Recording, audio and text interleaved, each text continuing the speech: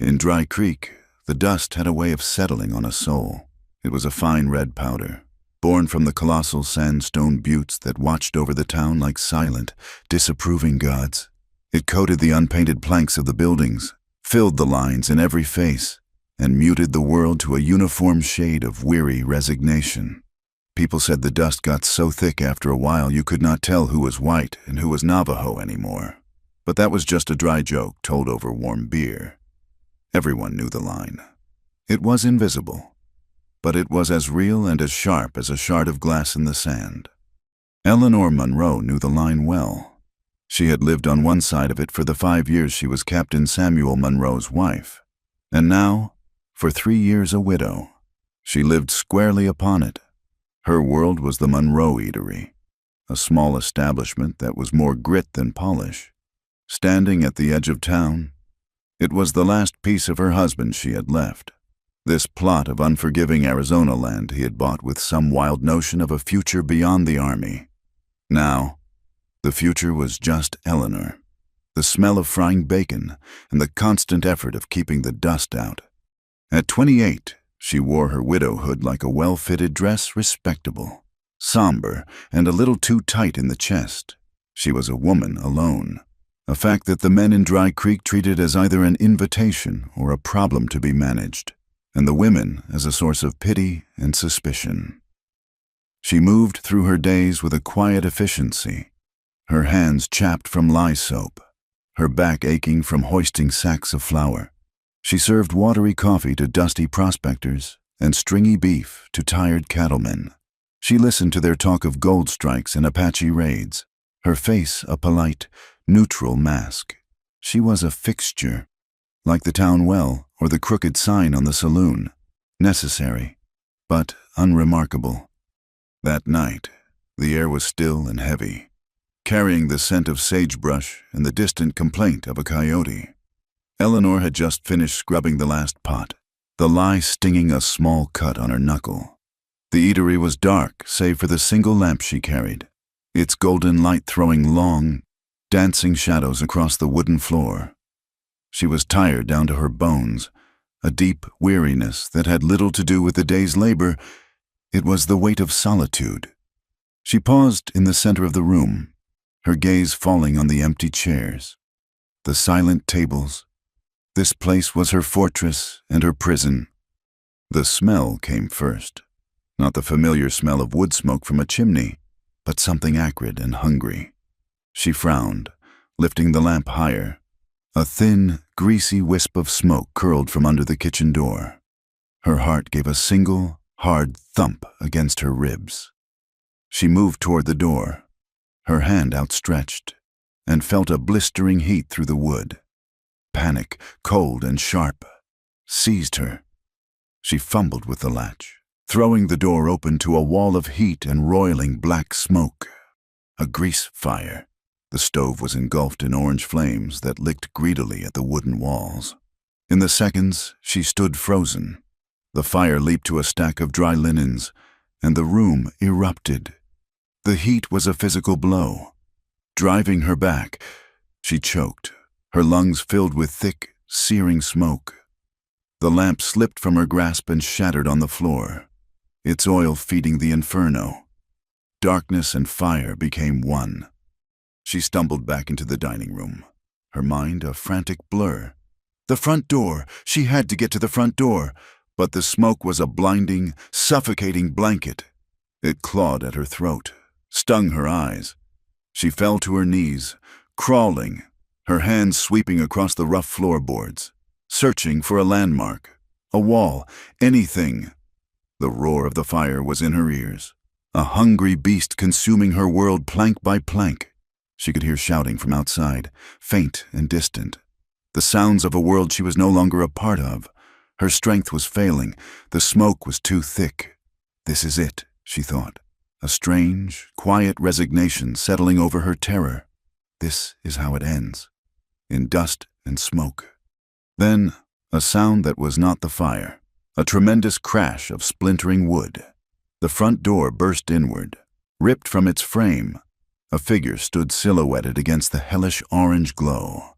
A man framed in fire and chaos, He was not one of the townspeople. He was tall and lean, his form all hard lines and coiled strength.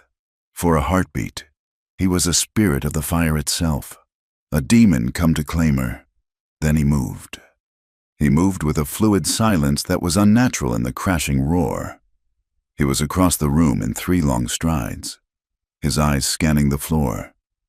Eleanor tried to call out, but all that came was a strangled cough. He saw her. He bent down, and a strong arm slid beneath her shoulders, another under her knees. He lifted her as if she weighed nothing. The arm across her back was bare, the skin warm and solid against her cotton dress. She had a fleeting impression of a hard, unyielding face, high cheekbones, and eyes that held the dark, flat intensity of obsidian. His black hair was long, tied back with a simple leather thong. He smelled of pine smoke in the open desert, a clean, wild scent that cut through the foulness of the fire. He carried her out into the night. The cool air was a shock, a blessing. He did not stop at the threshold, but continued past the small, gathering crowd of onlookers, their faces pale and shocked in the flickering firelight. He laid her gently on the ground a safe distance away, his touch surprisingly careful. She pushed herself up, coughing violently, her body trembling. Her eatery was a funeral pyre. Flames shot through the roof, painting the night sky in terrible shades of orange and red. The people of Dry Creek stood watching, a useless bucket brigade just beginning to form. They were staring, not just at the fire, but at her, and at the man who stood beside her. Tahan. She knew his name, though they had never spoken. He was one of the Navajo who lived in makeshift shelters beyond the town's edge, in the shadow of the Red Mountains.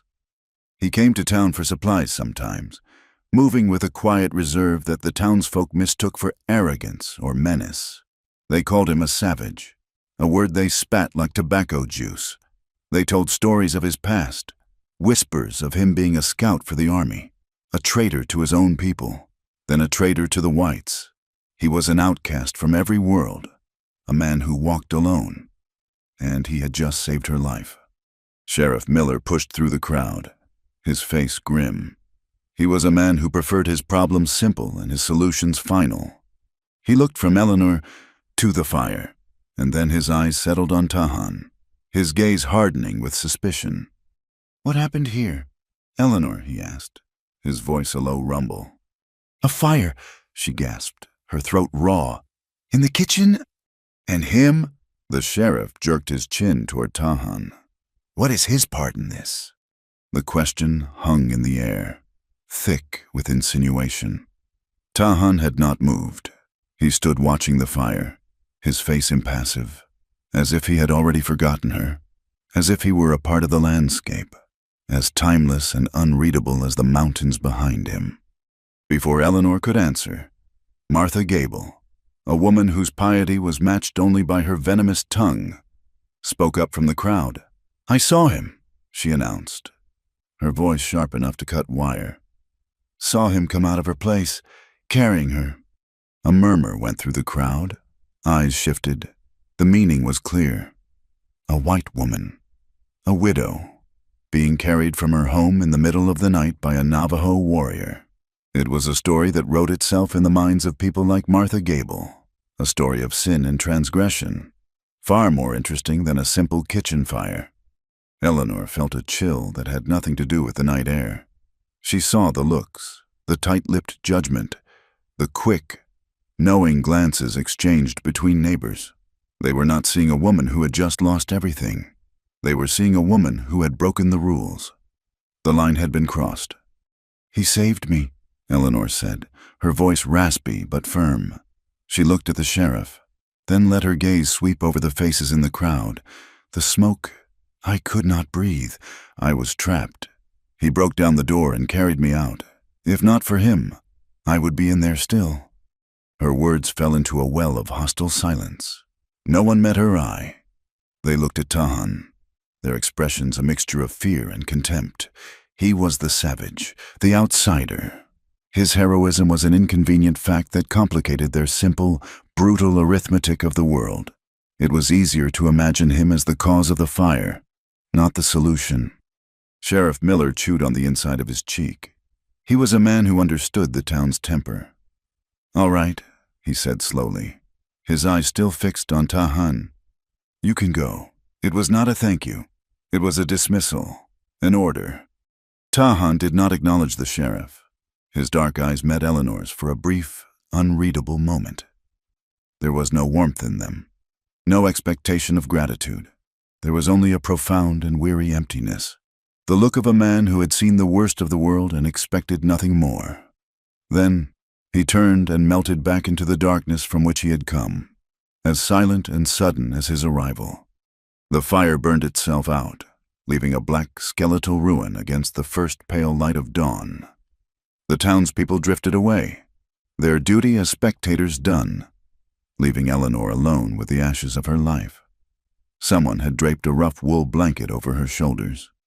She pulled it tighter, shivering as the sun began to warm the dusty street. She was alive.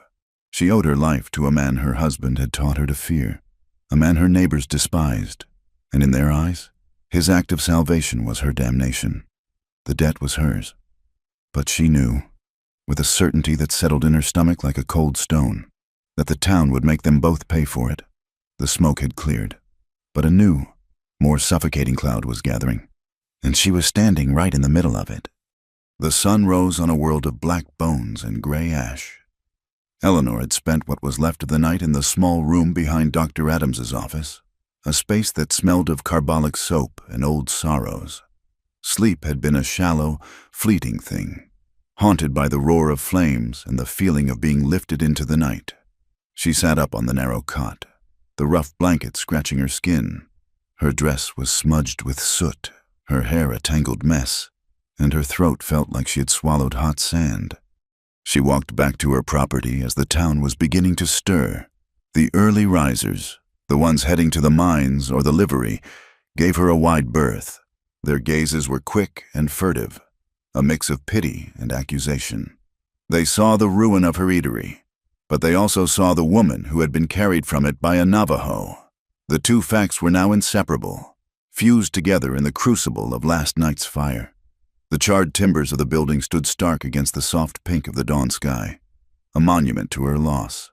The smell of wet, burnt wood was the smell of a fresh grave. She walked the perimeter, her heart a dull, aching weight in her chest. Everything was gone. The tables her husband had built, the counter she had scrubbed 1,000 times, the small collection of books she kept in her living quarters in the back. All of it was now just ash. She stopped at the front. The entrance was a gaping black mouth. The door itself, the one Tahan had shattered to get to her, was a pile of splintered planks. Except it was not. In the dim morning light, she saw that something new stood in its place. It was not a door, not a proper one, but a sturdy barrier had been erected, closing the opening.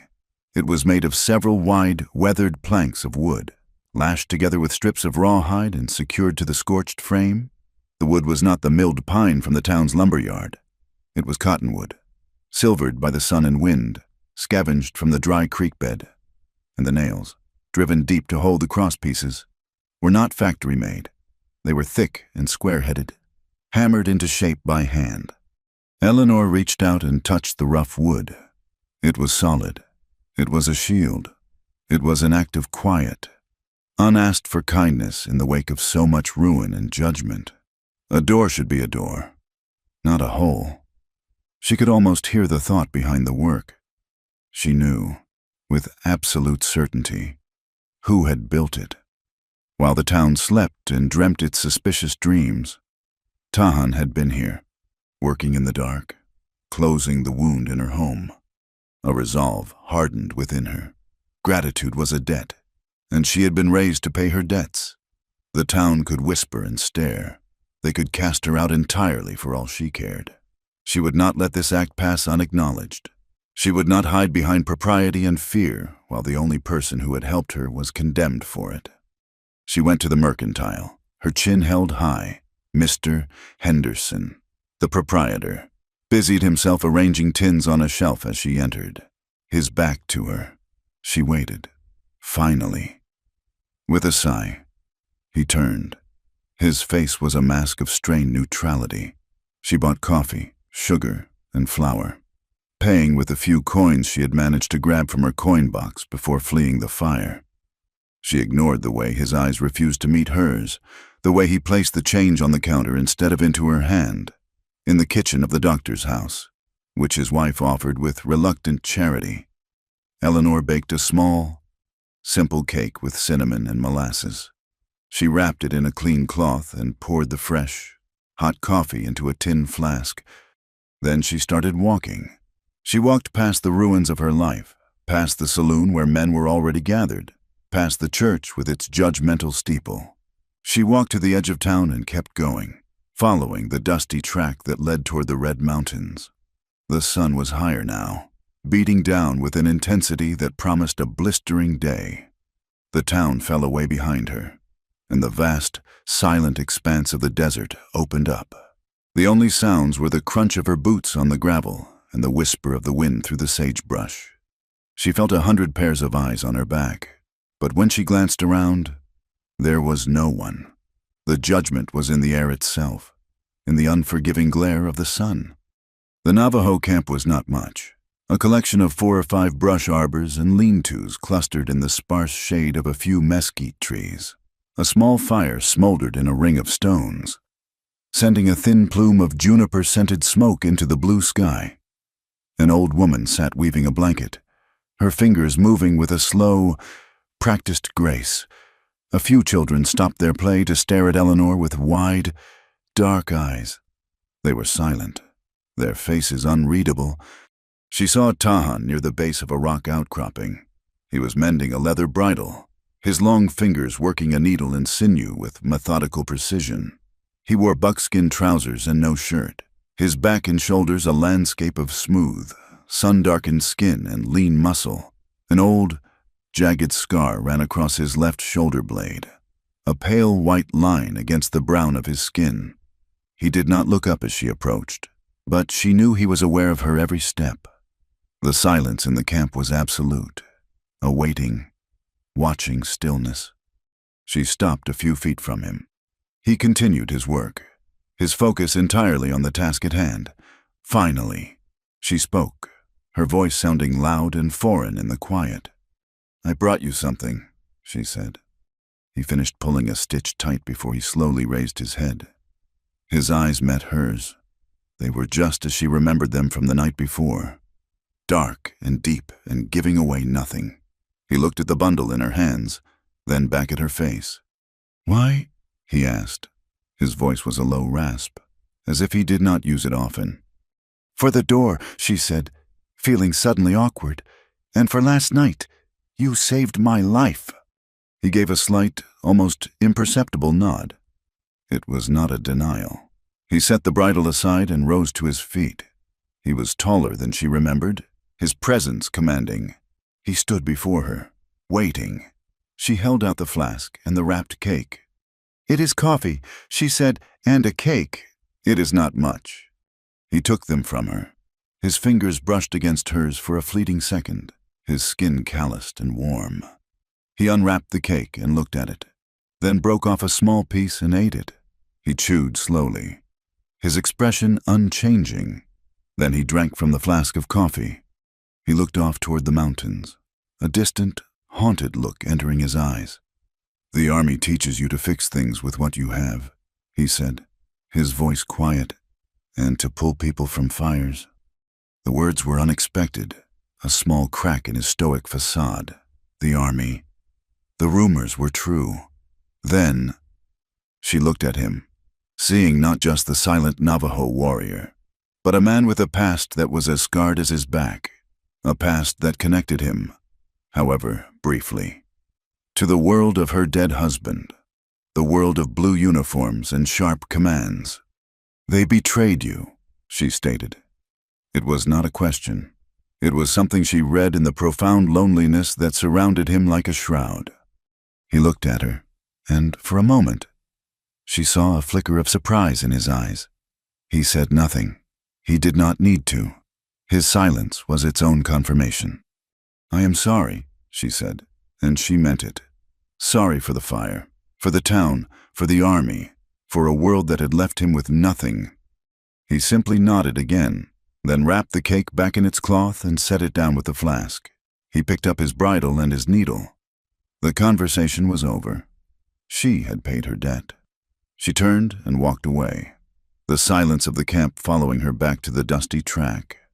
The walk back was worse. The sun was high and hot.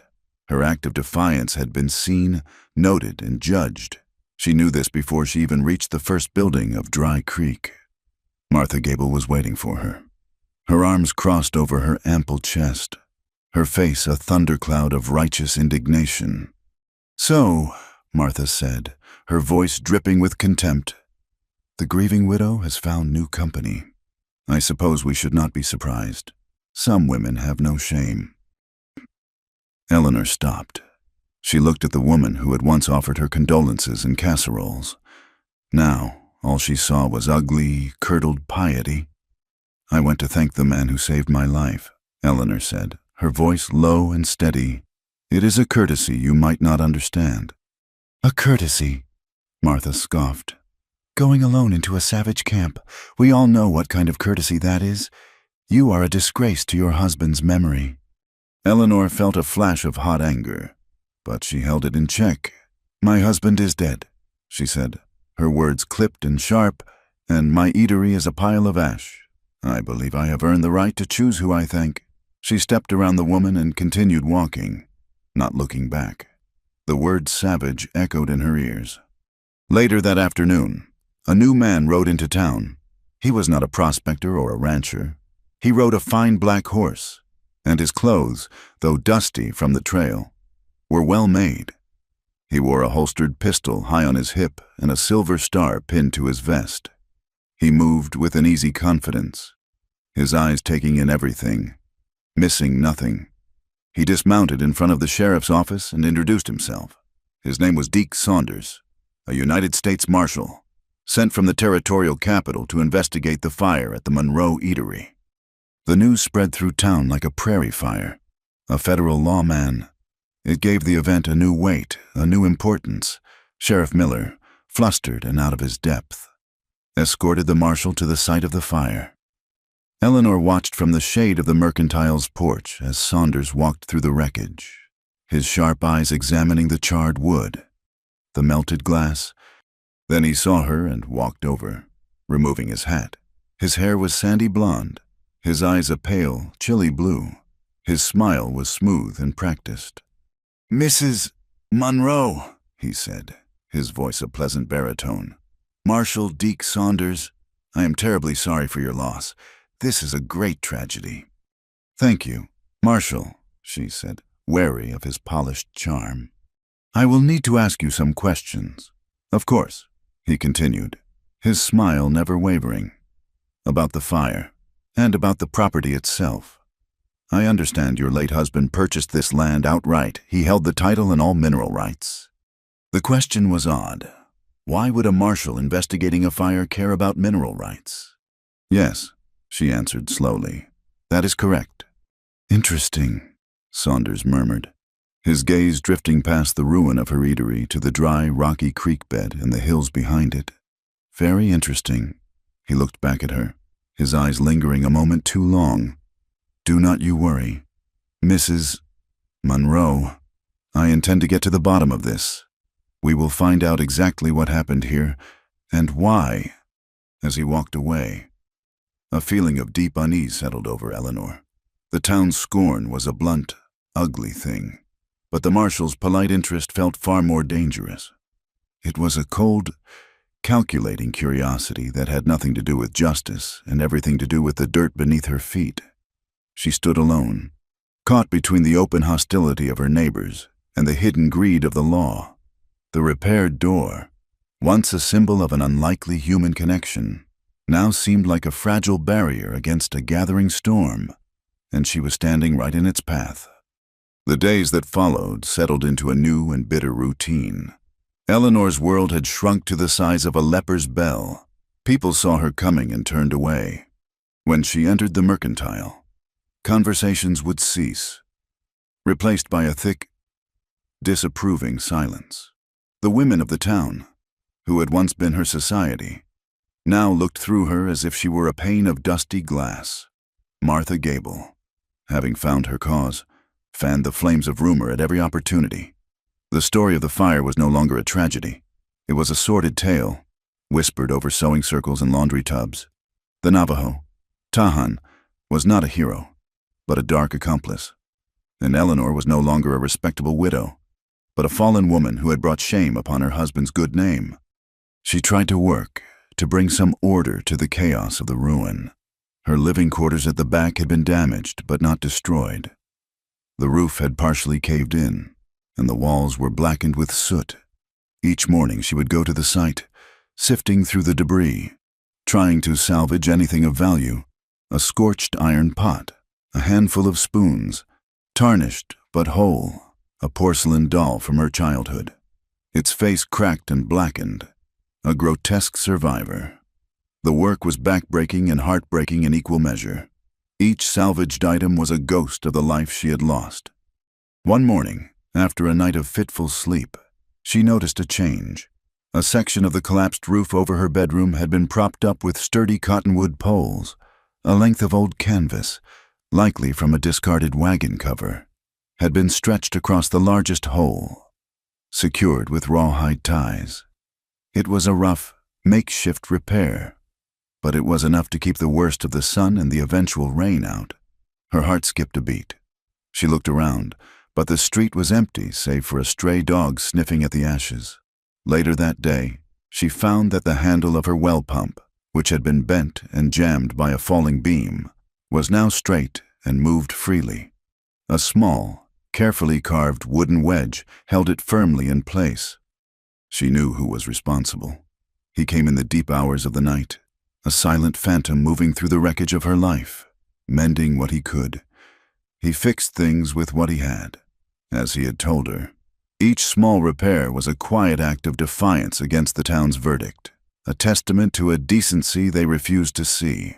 She felt a profound and complicated gratitude, an emotion that warmed her even as it isolated her further. She was tied to this man, this outcast, by a debt she could never repay in any way the world would deem proper. Marshall Deke Saunders, however, was very interested in what was proper. He spent his days interviewing the townsfolk, his notebook always open, his expression one of sober concern. But Eleanor noticed that his questions often strayed from the fire. He asked about the creek, how often it ran. He asked about the old prospector's tales of color in the hills behind her property. He was a man mapping a territory, not solving a crime. He finally summoned her for a formal interview in the sheriff's small, stuffy office. Sheriff Miller sat in a corner, looking uncomfortable and superfluous, while Saunders took the main chair behind the desk, as if it were his own. He smiled at Eleanor, a predator's calm, patient smile. "Mrs. Monroe," he began, his voice smooth as polished wood, "I need to clarify a few points from my report. You maintained that the fire was an accident, a grease fire in the kitchen." "It was," she said, her hands clasped tightly in her lap. "And this Navajo, Tahan?" "He just happened to be passing by at the precise moment he was needed." "I do not know if he was passing by. I only know he was there. He saved me." Saunders made a small note. "And then you felt it necessary to visit his camp the very next day, alone." "I went to thank him." "A noble gesture," Saunders said, his pale blue eyes glinting. "But a reckless one. You are a woman alone, Mrs. Monroe. Such a visit could be misinterpreted, especially given the circumstances. It creates a perception of an unusual closeness." Eleanor stiffened. "My gratitude is not a matter for perception. Marshall, it is a matter of fact. I would be dead if not for him." "Perhaps," Saunders conceded, leaning forward slightly. "But the law is also a matter of perception. Territorial law, to be precise. Land grants, especially those given to military families, come with certain behavioral covenants, maintaining good standing in the community. For one, avoiding entanglements that could be seen as inciting unrest. Associating so publicly with a man considered a vagrant, even a hostile by some, could be construed as such an entanglement. The threat was no longer veiled. It was laid bare on the dusty desk between them. Her land. He was threatening her land. "Are you saying you will take my property because I thank the man who saved my life?" she asked, her voice trembling with a quiet rage. "I am saying that a fire of suspicious origin, followed by improper relations with a native of questionable character, creates a very complicated picture, Mrs. Monroe. A picture that might lead the territorial authorities to believe this land would be better managed in other hands. My hands are tied. You understand, I must simply report the facts as I see them." He leaned back, his smile returning. Satisfied, the interview was over. She walked out of the office, the hot sun blinding her. The air felt thick, impossible to breathe. The injustice of it was a physical weight, pressing down on her, crushing her. She had lost her husband, her home, her place in the community. And now this smiling, cold-eyed man was going to take the very ground from under her feet, all under the guise of the law. She did not go back to the doctor's house. She walked to the ruin. Her ruin. It was the only place that felt real.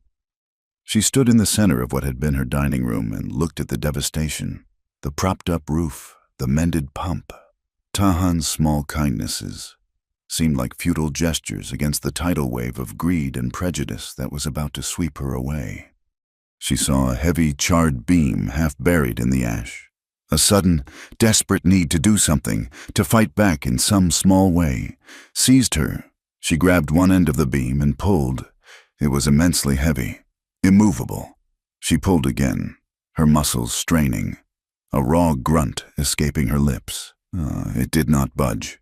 The futility of it, the absolute, crushing hopelessness of her situation, broke over her. Her strength gave out, not just in her arms, but in her soul. She sank to her knees in the ash, and the tears she had held back for days finally came.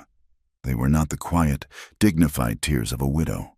They were harsh, ragged sobs that tore from her throat, the sound of a heart breaking. She wept for her lost husband, for her burned home, for her own foolish pride, for a world so cruel and unjust. She cried until she had nothing left, until she was just a hollow, trembling thing kneeling in the ruins. She did not know how long he had been there. When her sobs finally subsided into shuddering breaths, she became aware of a presence. She looked up. Tahan was standing a few yards away, near the shattered door frame, his face as impassive as stone. He was just watching her, his dark eyes holding a stillness that was not pity, but a deep, shared understanding of loss. He did not speak. He did not move to comfort her. He simply stood his ground, a silent witness to her despair, and his presence was more comforting than any words could have been. She wiped her face with the back of her sooty hand, leaving a black streak across her cheek. She felt a flush of shame, but it was quickly replaced by a weary resignation. He had seen her at her most vulnerable. "Did you fix my roof?" she asked, her voice a hoarse whisper. The question was absurd, a grasp for normalcy in the midst of chaos. He considered it for a moment, his expression unchanging. "No," he said, his voice a low rumble. "The wind fixed it. I just showed it the way." A small, watery laugh escaped her. It was a strange, broken sound, but it was real. For the first time in days, the crushing weight on her chest lifted, just for a second. He held her gaze, and in that moment, she saw past the stoic warrior. She saw the ghost of a man who might have understood humor, who might have even known how to smile once, a long time ago. The moment was broken by a crash of drunken laughter from the direction of the saloon. Night had fallen without her noticing. A group of 3 cowboys stumbled out into the street, their forms loud and unsteady in the moonlight. They saw Tahan standing in the shadows, and their laughter turned mean. "Well, look what we have here," one of them slurred. A big man with a florid face, the widow's pet savage. Tahan did not move, but Eleanor saw his body tense, a subtle shift from stillness to readiness. "Leave him alone," she said, her voice stronger than she expected. The big cowboy turned his attention to her. "You best get inside, little lady," he sneered. "This ain't your business. This here redskin needs to be taught a lesson about sniffing around white women's property." He took a step toward Tahan, his friends fanning out beside him. Eleanor's mind raced. They were drunk and stupid and spoiling for a fight. Tahan might be able to handle one or two of them, but three was too many. The sheriff was at the other end of town, and no one else would help. Her eyes darted around the ruin, searching for something, anything. Her gaze fell on a heavy, cast-iron skillet, half buried in the ash near the kitchen doorway. Without a second thought, she lunged for it, her fingers closing around the handle. It was heavy, solid. She turned, her heart pounding against her ribs, and stepped out of the shadows, placing herself between Tahan and the cowboys. She held the skillet like a weapon, its black surface catching the faint moonlight. "I said, leave him alone," she repeated, her voice low and shaking, but with an edge of pure, cold fury. The cowboys stopped, surprised. The sight of the soot-stained widow, wild-eyed and brandishing a frying pan, was so unexpected that it momentarily sobered them. They looked at each other, then back at her. The big man chuckled, a low, ugly sound. "She is a feisty one, ain't she?" he said to his friends. He took another step forward, his hand reaching for her. In that instant, Tahan moved. He was not a phantom anymore. He was a blur of contained violence. He stepped in front of Eleanor, pushing her behind him, his body a shield. His hand shot out and seized the cowboy's outstretched wrist. The cowboy grunted in pain, his eyes wide with shock at the speed and strength of the grip. The standoff hung in the air, taut and dangerous. The night was silent save for the ragged breathing of the men. From the darkness of the ruin behind them, a low flicker of orange caught Eleanor's eye. A stray ember from the fire pit, fanned by the evening breeze, had ignited a piece of dry wood. The small flame danced, casting flickering shadows on the tense faces in the street. In that unsteady, primal light, Eleanor's eyes met Tahan's over his shoulder. All pretense was gone. There was no widow, no savage, no white, no Navajo. There was only a man and a woman, standing back to back against a hostile world. She saw in his eyes a fierce, protective instinct, a spark of something that went deeper than gratitude or pity. He saw in hers not fear, but a raw, unexpected courage, a willingness to stand for him when no one else would. It was a silent, elemental pact, forged in ash and sealed by firelight. The cowboys, sensing a shift in the balance, a danger they did not understand, slowly backed away. Tahan released the man's wrist, and the three of them shuffled off into the darkness, muttering curses. He stood for a long moment, his back still to her, watching them go. Then he turned. He looked at her, at the skillet still clutched in her hand, at the streak of soot on her face. He gave a single solemn nod. It was not thanks. It was an acknowledgement, a sign of respect. Then, as silently as he had appeared, he was gone, disappearing into the vast, dark desert that was his only true home. Eleanor stood alone in the ruin, the heavy skillet in her hand, the small fire dancing beside her, its light keeping the shadows at bay. The air grew thick and heavy in the days following the confrontation. A suffocating stillness settled over Dry Creek, the kind that comes before a storm. The sky, usually a vast, indifferent blue, took on a bruised yellow-gray hue at the edges. Eleanor felt the change in her bones. She had moved into the one room at the back of her ruin that was now semi-habitable. The canvas patch on the roof was a flimsy shield against the sky, and the walls still smelled of smoke and damp. But it was hers. She worked from sunup to sundown, clearing rubble, her hands raw, her muscles screaming in protest. It was a penance and a reclamation, a way to build something, anything, in the face of absolute loss. The town continued its silent punishment. Her existence was an inconvenient truth they chose to ignore. Marshal Saunders watched her. His presence a constant, low-grade threat. He would stand across the street for long periods, simply observing her labor. His arms crossed, a thoughtful expression on his face that made her skin crawl. He was not a man in a hurry. He was a vulture, content to circle, waiting for her to collapse. She saw Tahan only from a distance, sometimes, at dawn. She would see a lone figure on the ridge of the buttes, a silhouette against the rising sun. She knew it was him. He was watching, a silent guardian she had never asked for, a complication she could not afford. Their alliance, forged in firelight and fury, was a dangerous secret that hummed in the oppressive air between them. The storm broke on the third night. It came not with a gentle prelude of rain, but with a sudden, violent assault. A furious wind swept down from the mountains, howling through the skeletal remains of the eatery, kicking up clouds of ash that stung her eyes. Then came the lightning, not in flickers, but in great, searing cracks that tore the sky in two, followed instantly by thunder that was not a rumble but a physical concussion.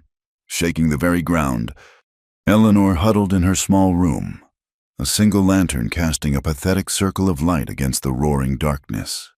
Rain began to fall, a few heavy drops at first, then a deafening, solid sheet of water that hammered against the canvas roof. The wind shrieked, tearing at the edges of the patch. She could hear the rawhide ties straining, the wood of the support poles groaning in protest, fear, cold and sharp, coiled in her stomach. She was trapped in a flimsy box, at the mercy of a storm that seemed to have a personal malevolence. A loud crack echoed above the din, the sound of wood splintering. The main support pole Tahan had wedged into place buckled. With a great tearing sound, the canvas ripped away, and the storm was inside with her. Icy water and wind blasted into the room. Before she could scramble away, the rest of the weakened roof gave way. Heavy beams and chunks of sod collapsed inward. She cried out as a searing pain shot through her side, a heavy weight pinning her leg. Then darkness, dust, and the roar of the deluge consumed everything. Panic was a wild animal in her chest. She was trapped, the weight on her leg crushing, the rain pouring down on her. She struggled, but the beam was too heavy. The world was a terrifying chaos of noise and pain.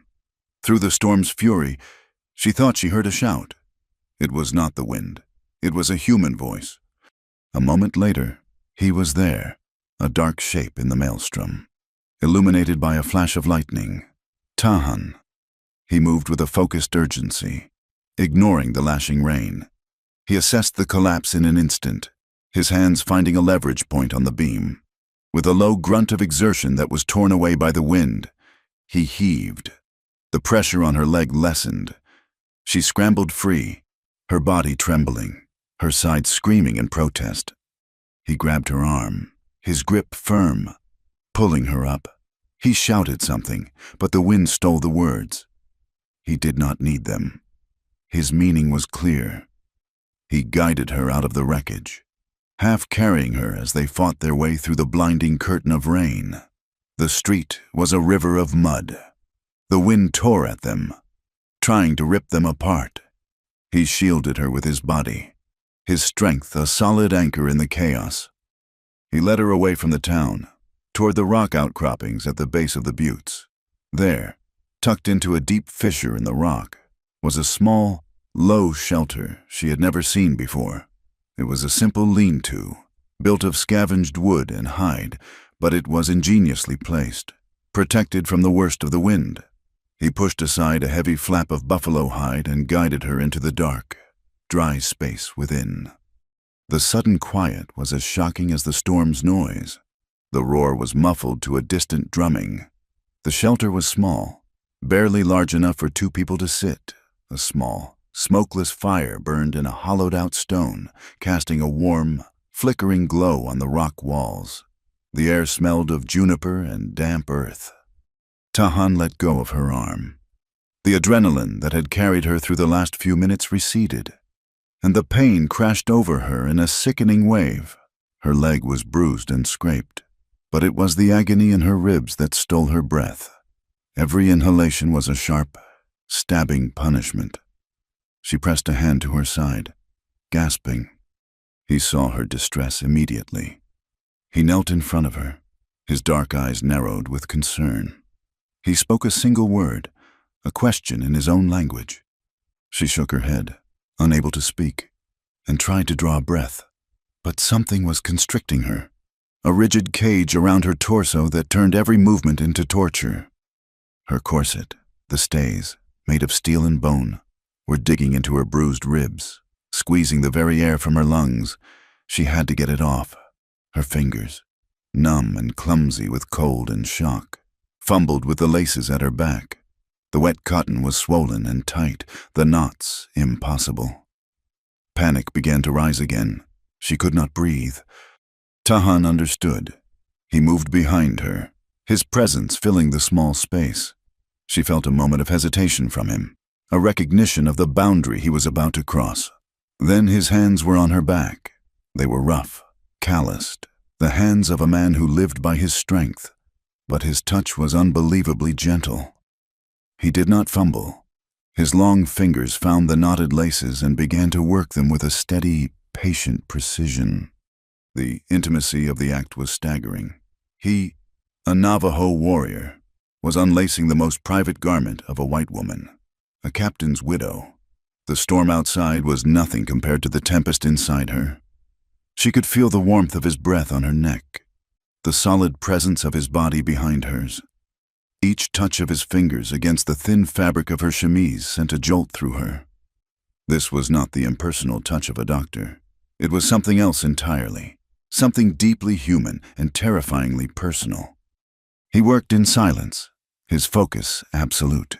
He loosened the top laces, giving her a small measure of relief, but the tightest part around her waist remained stubbornly constricted. He gathered the laces in one hand and pulled, applying steady pressure to break the knot's hold. There was a sudden, sharp snap. The sound was shockingly loud in the enclosed space, like a dry twig breaking. One of the steel stays in the corset, stressed by the pressure in her fall, had broken. In his hands, the cage had shattered. The corset snapped in his hands, and with it, so did the walls she had built so carefully around her heart. A great, shuddering breath filled her lungs. It was painful, but it was full and deep. The release was so profound it was almost a sob. The rigid armor that had defined her shape, her posture, her very existence as a proper woman, was broken, and she was free. He finished unlacing the garment and gently pulled it away from her. She slumped forward, leaning on her knees, breathing in the clean, dry air of the shelter. He moved back in front of her, his face a mask in the firelight. He held up a hand, a silent question, asking permission to check the injury. She was past all thought of propriety. She was a creature of pain and instinct, and this man was her only solace. She gave a weak nod. With infinite care, he pushed aside the damp fabric of her chemise. The firelight flickered over her skin, revealing a dark, ugly bruise already forming on her side. His touch was light, clinical, his fingers probing gently to feel for broken bones. For him, a man whose past was steeped in the violence between their peoples, this was a new territory. He was touching a white woman not with a weapon, not in anger or in servitude, but with a healer's gentle hand. The hatred he had been taught, the bitterness he had earned, seemed to fall away in that small, quiet space, leaving only a shared humanity. He seemed satisfied that nothing was broken. From a small leather pouch at his belt, he took a pinch of dried leaves, crushing them in his palm to release a sharp, medicinal scent. He mixed them with a few drops of water from a skin and gently applied the poultice to her scrapes and the worst of the bruise. His touch was a strange combination of roughness and tenderness, the calloused pads of his fingers surprisingly soft against her skin. When he was done, he sat back on his heels, He pulled the edges of her chemise back into place with a gesture of profound respect. The task was complete. He retreated to the other side of the small fire, wrapping a blanket around his own shoulders, giving her space. But the space between them was no longer empty. It was charged with the ghost of his touch, with the sound of her own ragged breathing, with the unspoken truth of what had just happened. The corset lay on the dirt floor, a broken, empty shell. Eleanor looked at it, then at the man across the fire. She was afraid, not of him, not of the storm. She was afraid of the feeling that was unfolding inside her, a feeling as powerful and untamable as the thunder outside. It was a terrifying gratitude that was turning into something more, something warmer and more dangerous. It was a connection to this silent, outcast man that felt more real than anything she had ever known with her own husband. Tahan stared into the fire, his profile carved from stone and shadow. He knew. He had to know. He was a man who survived by reading the subtlest signs, the shifting of the wind, the track of an animal. He could surely read the turmoil in her. He knew that this fragile trust, this moment of shared vulnerability, was a seed planted in poisonous soil. Any love between them was a love that was forbidden, a love that could get them both killed. The storm raged on, a wild symphony of wind and rain. But inside the shelter, a different storm had broken, a silent, internal tempest of fear and longing. They sat in the flickering firelight, two survivors on a tiny island in a world determined to drown them, bound by a broken piece of steel and a truth that neither of them dared to speak. The new day dawned on a world washed clean. The storm had passed, leaving behind a sky of impossible clarity and air that smelled of wet dust and creosote. In the small rock shelter, the fire had burned down to a pile of glowing embers. Eleanor awoke from a shallow, unrestful sleep to find Tahan gone. A water skin and a piece of dried meat had been left near her, a silent provision. The broken corset lay where it had fallen, a strange and intimate relic in the dirt. She dressed, her movements stiff and painful, her bruised ribs a constant, sharp reminder of the night's chaos and the quiet tenderness that had followed. She knew she could not stay. To remain would be to accept a reality she was not ready for, to cross a line from which there was no return. She had to go back to the ruin, to the shell of her life in Dry Creek. She tucked the broken corset into a small bundle, an act she did not herself understand, and stepped out into the bright, clean morning. He was waiting for her, a stone's throw from the shelter, his back to her as he scanned the horizon. He turned as she approached, his face giving no indication of the intimacy they had shared. He simply nodded toward the town and began to walk, and she followed a few paces behind. He did not escort her all the way back. At the edge of the desert where the town began, he stopped. He gave her one long, unreadable look, and then he was gone, melting into the landscape of rock and scrub. Eleanor walked back into Dry Creek feeling like a stranger. The town was assessing the storm's damage, but the real storm, the one that had broken inside her, was a secret she carried in the ache of her ribs and the memory of a gentle hand in the dark. She spent the next few days in a haze of grueling labor. She had to reinforce the shelter at the back of the ruin, creating a more permanent, if crude, home for herself. The town's shunning was now absolute. Even Mr. Henderson at the Mercantile served her in stony silence. His disapproval a palpable force. It did not matter. Her focus had narrowed to the simple, brutal calculus of survival. One afternoon, driven by a need for different materials to patch her roof, she walked along the Dry Creek bed, away from the town, in the direction of Tahan's camp. She had no intention of seeing him. She was merely foraging, but as she rounded a bend, she saw something that made her stop. Footprints in the damp sand. Tahan's moccasins. She recognized the print, but there were other tracks too. Heavier boot prints. Two men. They were scuffed, as if the men had been trying to hide their passage. A cold prickle of unease ran down her spine. Curiosity, or perhaps a premonition, made her follow the tracks. They led up a narrow game trail that wound into the rocky hills, a path she knew Tahan sometimes used as a shortcut. She moved cautiously, her eyes scanning the ground. Then she saw it, a thin length of sinew, stretched taut across the path at ankle height, nearly invisible against the dirt. It was tied to a precariously balanced pile of heavy rocks on the ledge just above the trail. It was a deadfall trap, crude, but deadly. It had been set for Tahan.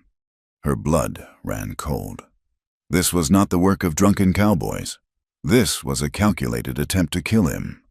She looked closer and saw where the boot prints led away, down a different path back toward the town. She carefully backed away from the trap, her heart hammering. Someone wanted Tahan dead, and they had tried to make it look like an accident. She scrambled back to her ruin, her mind racing. Who would do this? The answer came with a sickening certainty. Marshal Deke Saunders. It had to be. But why? Why go to such lengths to eliminate a lone Navajo? Back in her shelter, she began to tear through the last of her husband's belongings she had salvaged. A small, water-damaged trunk of papers. She had not had the heart to look through them before. Now, she was driven by a desperate need for an answer. She sifted through old military orders, receipts, letters from his family back east. And then she found it. It was a rolled-up piece of canvas, tucked inside a leather tube. She unrolled it on the floor. It was a map, hand-drawn but detailed. It showed her property, the eatery, the creek bed, and the hills behind it. And in those hills, precisely under the plot of land her eatery stood on, was a small, shaded area marked with a cross. Next to it, in her husband's neat hand, were the words, "Assay confirms high-grade gold quartz vein." Samuel had known.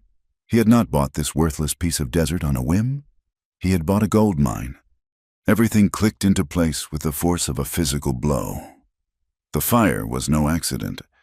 It was arson, a deliberate act to scare her off, to make her abandon the land. Saunders' questions about mineral rights, his veiled threats, his presence in Dry Creek. He was not here to investigate a fire. He was here to claim the gold, and Tahan, the silent man who kept helping her, who kept giving her the strength to stay, was the one obstacle in his path. If Tahan was gone, she would be completely alone, unprotected, an easy target to be frightened away or disposed of. The trap on the trail was not just murder. It was a business transaction. The knowledge was a cold, terrifying weight. She was not just fighting the town's prejudice anymore. She was fighting a ruthless, powerful man who had the law on his side and murder in his heart. To stay in Dry Creek was to die. Maybe not today, maybe not tomorrow, but Saunders would not give up, and he would continue to come after Tahan. She had to warn him. She had to run. She waited until the moon was high and the town was asleep. She packed a small bag with the last of her food, the water skin, and the map, which she tucked deep inside her dress. She slipped out of the ruin and into the silent streets, a ghost leaving a graveyard. She did not look back. There was nothing left for her there. The walk to his camp was filled with a new kind of terror. Every shadow seemed to hold a threat. When she finally saw the faint glow of his small fire, she nearly wept with relief. He was sitting by the flames, sharpening the head of a spear, his movements economical and precise. He looked up as she stepped into the firelight, his eyes questioning, his hand never leaving the spear.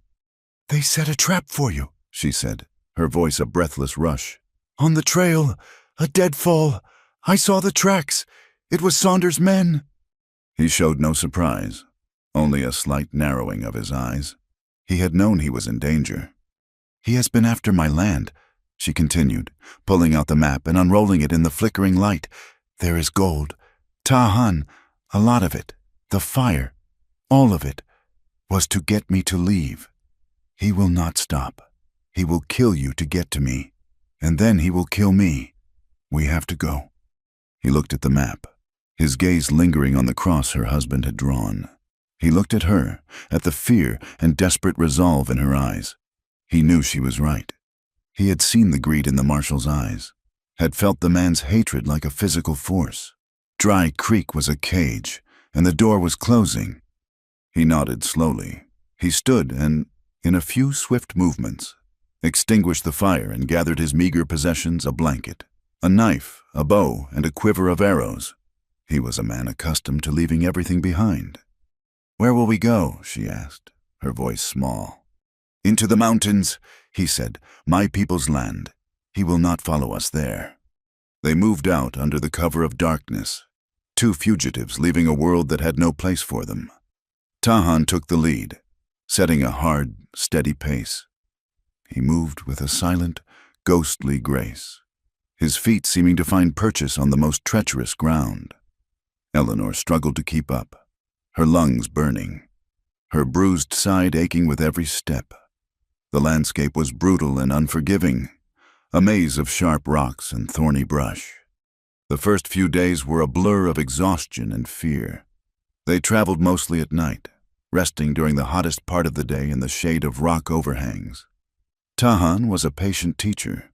He showed her how to walk so as to leave the faintest trail, how to find water by digging in the sand of a dry wash, which plants were safe to eat and which would kill her. She learned to be silent, to listen to the whisper of the wind, to read the stories told by a broken twig or a disturbed stone. The pampered captain's wife was stripped away, layer by layer, by the harsh beauty of the desert, leaving behind a tougher, more resilient core. Their survival depended on a complete and fragile trust. He trusted her to keep pace, to not complain, to learn. She trusted him with her life, following him without question into a wilderness that would have killed her in a day on her own. The barriers of race and language and experience crumbled into dust. They were no longer white and Navajo. They were simply a man and a woman, bound together against a hostile world. They spoke little, but their silence was not empty. It was filled with a growing awareness of each other. She watched his hands as he skillfully fletched an arrow or skinned a rabbit for their meal. She saw the lines of sorrow etched around his eyes when he thought she was not looking. He, in turn, saw the iron will beneath her fear, the uncomplaining strength she brought to each grueling day. One evening, as they sat by a tiny, smokeless fire tucked deep in a hidden canyon, she tended to a long gash on his forearm, a wound from a slip on a shale slope. She cleaned it with water from her canteen and wrapped it with a strip of cloth torn from her petticoat. Her touch was gentle, her brow furrowed in concentration. He watched her, his face unreadable in the firelight. The roles were reversed. Now she was the healer, her small act of care a mirror of his own in the rock shelter. After she had finished, she looked up and found him watching her, his gaze so intense it was like a physical touch. "Thank you, Eleanor," he said, his voice a low rumble. It was the first time he had ever used her name. It sounded strange and beautiful in the vast silence of the canyon. In that moment, she understood the truth of her own heart. This journey was not just a flight for survival. It was a journey toward him. She looked out at the tracks they had made in the sandy floor of the canyon. She knew that by morning, the wind would have erased them completely, leaving no trace that they had ever passed by. Their connection, their fragile, growing love, was like that a temporary imprint on a vast and unforgiving landscape, beautiful and precious and utterly doomed to be swept away. But for now, here, in this hidden place, they were free, and that was enough. They traveled deeper into the heart of the mountains, into a land of towering rock spires and canyons so deep the sun reached their floors for only an hour a day. This was the Deneta, the sacred homeland of Tahan's people. The air was different here, thinner and cleaner, filled with the scent of pine and the profound silence of ages. The ghosts of Dry Creek, the sneering face of Marshall Saunders, the whispers and judgments, all began to feel like a bad dream from another lifetime. Here, there were no invisible lines drawn in the dust. The only laws were the ancient, unforgiving ones of survival. They found shelter in a shallow cave carved into the side of a sheer sandstone cliff. a place Eleanor could have never reached without Tahan's guidance. The entrance was a narrow slit, easily missed, but it opened into a surprisingly large chamber, protected from the wind and sun. The walls were covered in pictographs, faded red and yellow figures of men and animals dancing across the rock, telling stories of hunts and ceremonies from a time beyond memory. It felt like a holy place, a sanctuary. For days, this cave was their world. They fell into a rhythm dictated by the sun and their own needs. Tahan would leave at dawn, a silent shadow moving through the canyons, returning with a rabbit or a brace of quail. Eleanor would tend the small, smokeless fire, gather edible roots and berries from the sparse vegetation, and mend their worn clothing. They were a self-contained unit, a tribe of two. The harshness of their existence stripped away everything that was not essential, and in that stripping away, a deep and quiet intimacy grew. One evening, as the last light painted the canyon walls in shades of rose and violet, they sat by the fire, sharing a meal of roasted quail. The silence between them was comfortable, companionable. Eleanor watched the firelight play across his strong, somber features. She had come to know the landscape of his face, as well as the canyons around them, the hard line of his jaw, the faint scars that told stories of forgotten battles, the deep-set eyes that held a universe of sorrow. "Did you grow up here?" she asked softly, the question a small stone dropped into a deep well. He was quiet for a long time, his gaze fixed on the dancing flames. When he spoke, his voice was low, laced with a pain that was as old as the mountains. "Not here. In a valley to the south, near the Little Colorado. It was a good place. The winters were not so cold. My family had sheep." He paused, and she knew not to press him. She waited, listening to the crackle of the fire. "I had a wife," he said, his voice dropping to a near whisper. "Her name was Hastian. It means sunlight on the water, and a son, a little boy." He had his mother's laugh. They were my sun and my moon, my whole sky. Eleanor's heart ached. She could see them in her mind's eye, a woman with a bright smile, a small boy with laughing eyes. She saw the life he had lost, a life of warmth and family, so different from the solitary, haunted existence he now led. "What happened?" she asked, her own voice barely audible. "The bluecoats," he said, and a bitter, cold anger entered his voice. "It was the winter of 71. They came and said our valley was now part of the reservation boundary, but on the wrong side, they drove us out. We had to leave our homes, our sheep. We walked for days in the snow, toward the reservation lands to the north, but they brought a sickness with them." He fell silent again, his jaw tight. He picked up a stick and drew a shape in the dirt. A spiral, the Navajo symbol for the journey of life. It was a quiet sickness, a ghost that stole the breath. It came into our camp in the night. First the old ones, then the children. My boy, he was so small. His fever burned for 3 days. Hastian held him until the end. She would not let him go. A week later, the ghost came for her. I buried them together under a juniper tree. I buried my whole sky.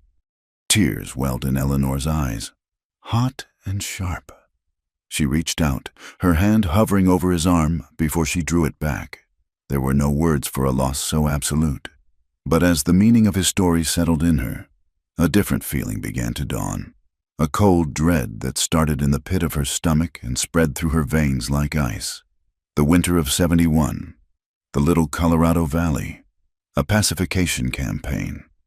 The words echoed in her memory, words from her husband's letters. Samuel had been stationed at Fort Defiance that year. He had written to her with pride about his first command, a campaign to clear out the last of the renegade Navajo bands from the newly drawn reservation borders. A successful mission, he had called it.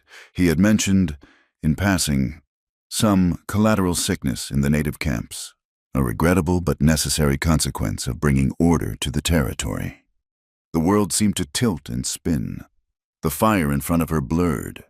The man who had saved her life, the man she was coming to love with a desperate, hopeless intensity, and the man she had loved and buried were now bound together by the ghosts of a woman and a child, her husband. Captain Samuel Monroe had been the Blue Coat commander. His orders, his success, had been the direct cause of Tahan's unspeakable tragedy.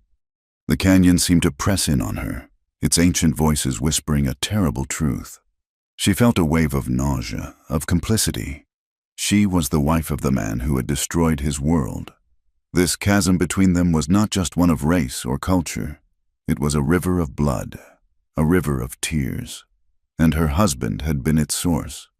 She looked at Tahan, at the profound grief carved into his face, and she felt like a liar, a traitor. Before she could speak, before she could confess the terrible truth that was choking her, the world outside the cave exploded.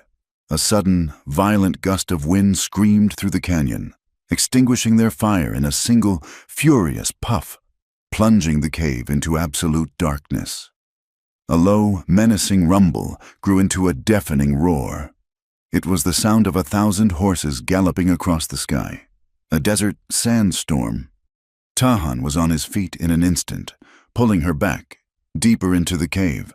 The wind at the cave's mouth was a solid, physical force, driving a scouring wave of sand and pebbles before it. The world was reduced to a roaring, scouring chaos. Tahan pressed her against the back wall, shielding her with his body as the storm raged. The noise was indescribable, the shriek of the wind and the hiss of the sand a symphony of destruction. Then came a new sound, a deep, groaning crack from the cliff face above them. The ground shuddered. With a deafening roar, a section of the cliff overhanging the entrance gave way. Tons of rock and sand cascaded down, sealing the narrow opening, burying them alive. The roar was replaced by a sudden, terrifying silence, broken only by the sound of their own ragged breathing and the faint, muffled howl of the storm outside. They were trapped. The darkness was absolute, a thick, pressing blackness that was more than just the absence of light. It was the darkness of a tomb.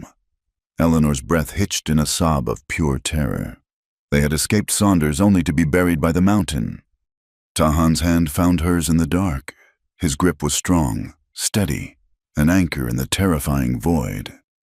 He said nothing, but his touch spoke volumes. We are alive. We are together.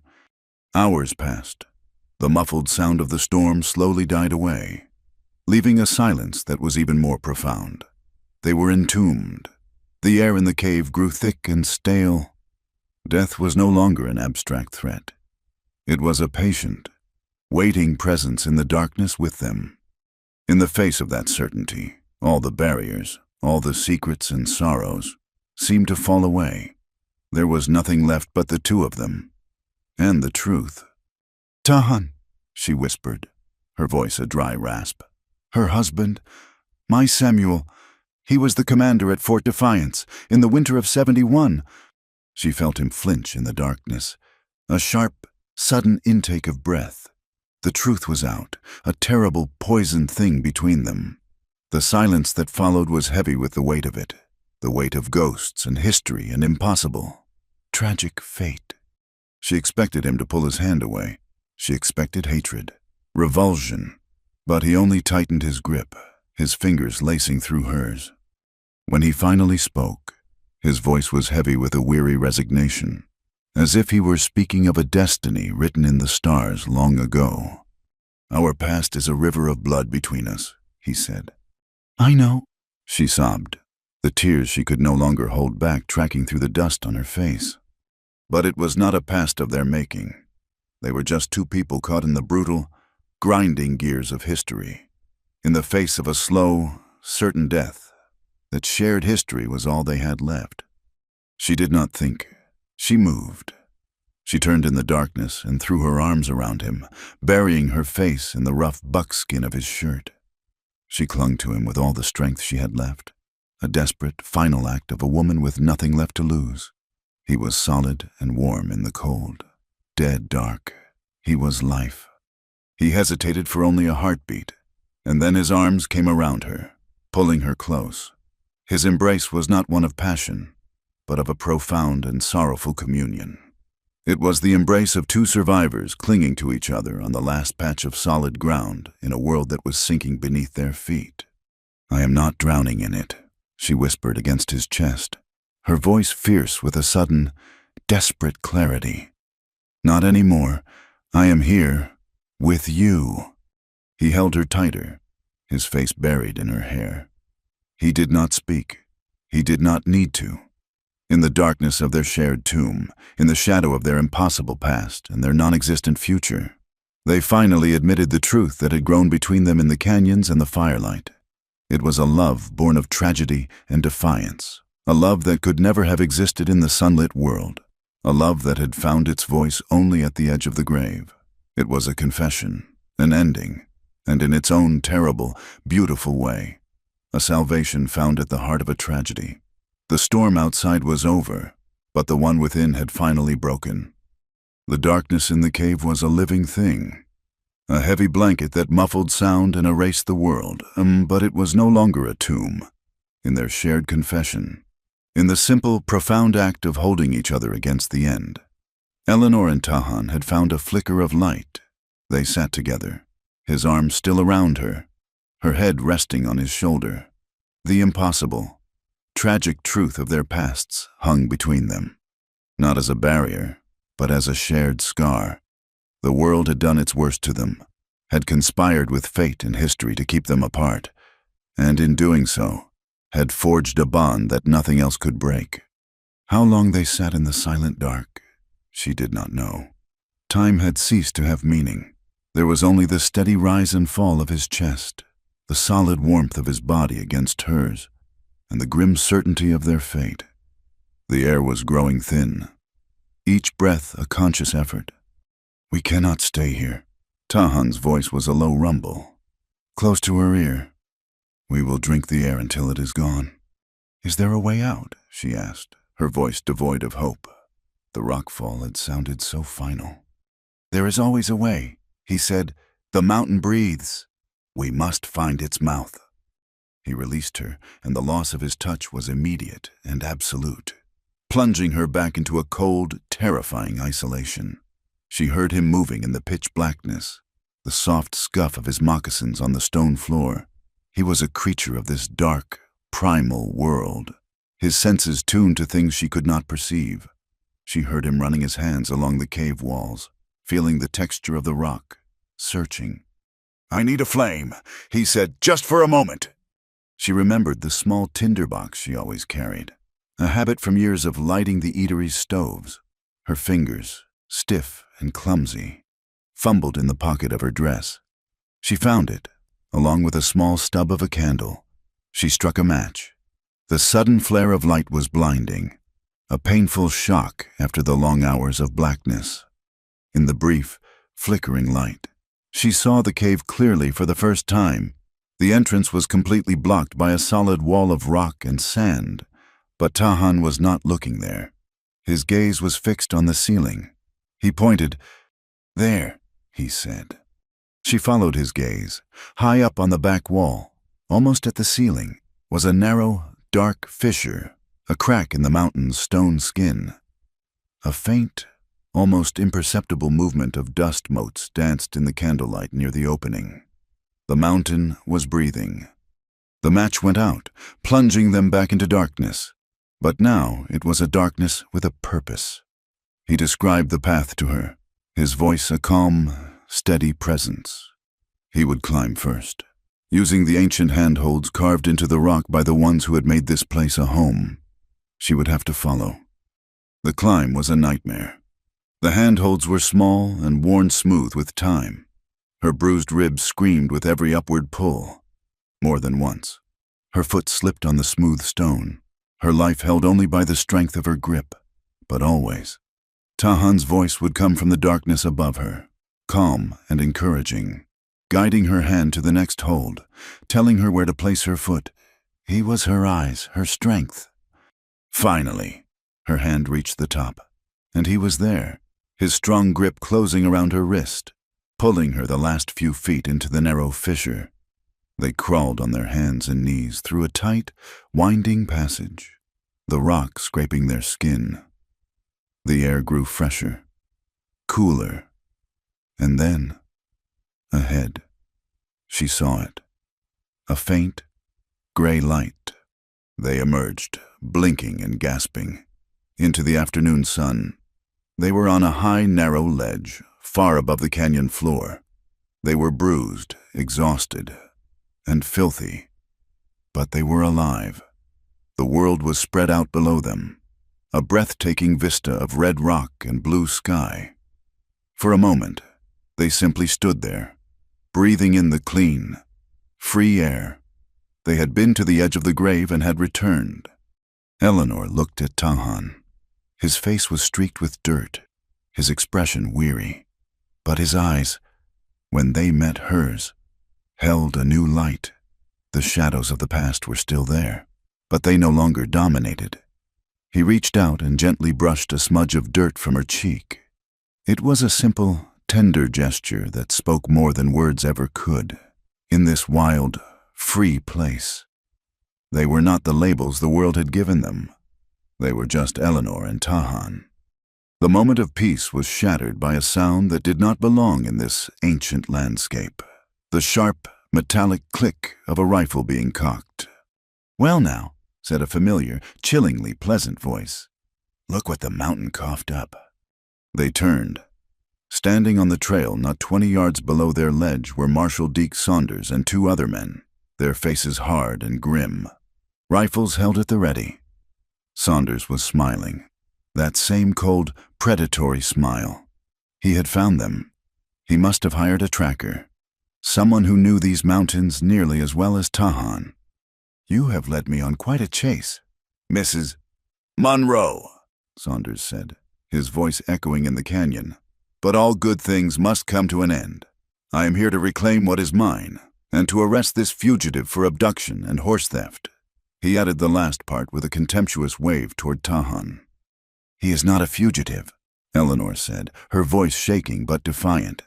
"We fled because you tried to murder him. You set a trap." Saunders chuckled. "An unfortunate misunderstanding with some local hunters. I am sure. Now, be a good girl and come on down. We can settle all this legally. My claim to that land is perfectly in order." A lie, she thought, the realization hitting her with the force of a physical blow. Her husband's papers, the deed, it was all in order. Saunders had no legal claim. His entire strategy was based on intimidation and forgery. "No," she said, her voice ringing with a newfound strength she did not know she possessed. "Your claim is a fraud, and I have the proof." Saunders's smile vanished. His eyes turned to chips of ice. He raised his rifle. The black hole of the barrel pointed directly at her. "I was hoping to avoid this," he said, his voice flat and deadly. "But you have become a tiresome complication." Everything seemed to happen in slow motion. Eleanor saw the tightening of his finger on the trigger, the small, final movement that would end her life. And then Tahan moved. He did not hesitate. He did not think. He reacted with a pure, selfless instinct. He threw himself in front of her, his body a shield, just as the rifle cracked. The sound was a flat, ugly slap against the canyon walls. Tahan grunted, a sharp exhalation of pain. He staggered back, a dark, blossoming stain spreading across the front of his buckskin shirt. High on his chest, his eyes wide with shock and pain, met hers for a heart-stopping second. Then his knees buckled, and he collapsed onto the rocky ledge. "No!" The word was a raw, primal scream torn from Eleanor's soul. She dropped to her knees beside him, her hands hovering over the terrible wound, not knowing what to do. Blood, dark and frighteningly real, pumped from between his fingers where he clutched at his chest. The sight of him, fallen and bleeding because of her, for her, burned away the last vestiges of her fear. It was cauterized in a blaze of pure, incandescent rage. She looked down at Saunders, her eyes no longer filled with terror, but with a cold, hard hatred that was as absolute as the rock beneath her. "You will not have it," she said, her voice low and venomous. Not now. Not ever. Saunders looked surprised by her tone. He had expected tears, pleading. Not this. "It is over, Mrs. Monroe," he said, reloading his rifle with a calm, methodical click. "It is just beginning," she retorted. She scrambled to her feet, a wild, desperate plan forming in her mind. To stay here was to die. To run was impossible. The only path left was the one she had run from. She backed away toward the far side of the ledge. "I am going back to Dry Creek," she announced, her voice echoing with a terrible clarity. "I am going to show everyone my husband's map. I am going to show them my deed, and I am going to tell them how a United States Marshal tried to murder me in these mountains to steal my land." Saunders laughed, a short, ugly bark.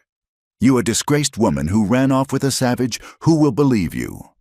"They will," she said, a cold certainty settling in her heart, "because I am not running anymore." She turned and began to scramble down the treacherous backside of the cliff, a path that was more of a controlled fall than a climb. Saunders shouted for his men to get her, but the terrain was too difficult for a quick pursuit. His priority was securing his claim. He walked over to where Tahan lay, prodding him with the toe of his boot. The Navajo was alive, barely, his breathing shallow and ragged. "Tie him up." Saunders ordered his men.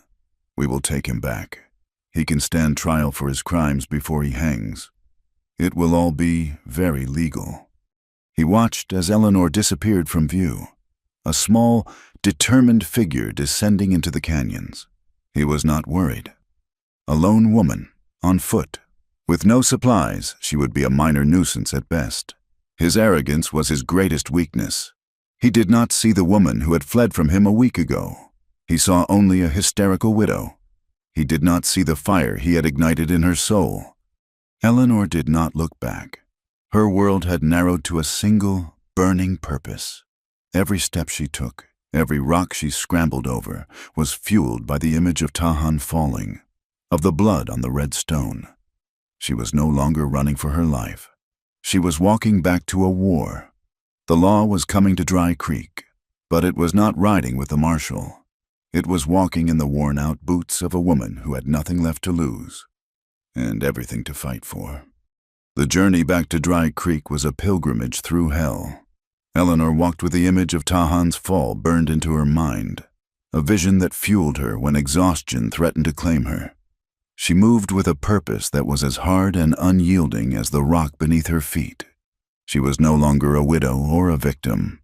She was a weapon, honed to a single, sharp point. She arrived not as the woman who had fled, but as a specter of dust and vengeance. Her dress was torn, her face was gaunt and scratched, and her eyes held the wild, unnerving clarity of someone who had looked into the abyss and had not blinked.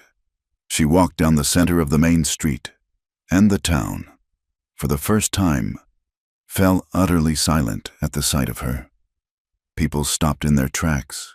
They stared from doorways and windows, their mouths agape. This was not the respectable Mrs. Monroe. This was a primal force, a woman who had been stripped of everything but her will. She did not stop until she reached the sheriff's office. Sheriff Miller was inside, looking surprised and deeply unhappy to see her. Before he could speak, she placed her palms flat on his desk. "Marshal Saunders is a murderer and a thief," she said, her voice a low, steady rasp. "He tried to kill me in the mountains. He shot Tahan, and he is coming back here to steal my land." The sheriff looked at her as if she had lost her mind. "Eleanor," he began, his voice placating, "you have been through a terrible ordeal." "I have," she cut him off, "and I am not finished yet. I have the deed to my land and a map showing the gold my husband found. Saunders knows about it. That is why he burned my eatery. That is why he is trying to kill us." Her words, so bald and direct, hung in the small, stuffy office. The sheriff was a simple man, a man who dealt with drunks and petty thieves. This was beyond him. He was out of his depth, and his face showed it. Just then, the sound of riders came from the end of the street. It was Saunders and his men. They rode with a swaggering confidence, leading a single horse behind them. Slumped over the horse's saddle, his hands bound in front of him, was Tahan. He was alive, but barely. His head hung low, and his shirt was stiff with dried blood. Saunders dismounted, a triumphant smirk on his face as he saw Eleanor. "Well, well," he said, his voice carrying across the street. "The prodigal widow returns. I see you have been telling stories." He gestured to Tahan. "I have apprehended the fugitive who abducted you and attempted to assault my person. He will be held for trial." A crowd had begun to gather, drawn by the commotion. They saw the captured Navajo, the formidable marshal, and the wild-looking widow. They pieced together the story that suited their prejudices, the one Saunders was now providing. Murmurs of agreement rippled through the onlookers. Martha Gable stood at the front, her face a mask of vindicated righteousness. "This will not be a proper trial," Saunders announced. "Taking charge. There is no judge in this town, but we will have a public hearing. Justice must be seen to be done." He looked directly at Eleanor, his eyes full of malice, "and all the facts will be brought to light." The hearing, as he called it, was a spectacle. He had it set up in the dusty open space in front of the saloon, under the full, brutal force of the afternoon sun. There was no courtroom, no jury box. There was just the hostile, sweating crowd. The makeshift authority of the sheriff's desk dragged into the street, and Saunders, who presided over the whole affair like a king. They had taken Tahan and locked him in an empty stall in the livery stable, the doors left open so the town could see him. He was a caged animal on display. They had not cleaned his wound or given him water. He sat on the dirty straw, his back against the rough planks, his head bowed. He had not looked at Eleanor once. He seemed to have retreated to a place deep within himself, a place of silent endurance where they could not reach him. Saunders began the proceedings by laying out his version of events. He painted Eleanor as an unstable woman, grieving and irrational, who had fallen under the sway of a manipulative savage. He described her visit to the Navajo camp as a scandalous betrayal of her late husband's memory. He claimed Tahan had filled her head with lies about gold and had abducted her, forcing him to mount a heroic rescue. Then he called on Eleanor.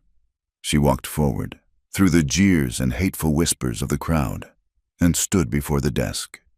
The sun beat down on her head. "Do you deny that you willingly went with this man into the wilderness?" Saunders asked, his voice dripping with condescension. "I did not go with him," she said, her own voice clear and steady, cutting through the noise. "We fled, together. We fled from you, because you tried to have him killed." A woman's voice, sharp and cruel, cut from the crowd.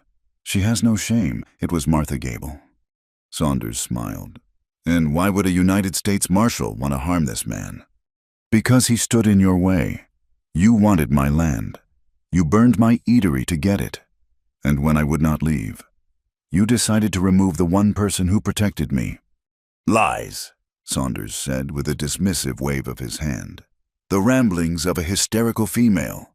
What you need, Mrs. Monroe, is the protection of a proper guardian, not the attentions of a heathen. We all saw the way he looked at you. We all know what happens when a man like that gets a white woman alone. His touch is a defilement." A current of ugly agreement passed through the crowd.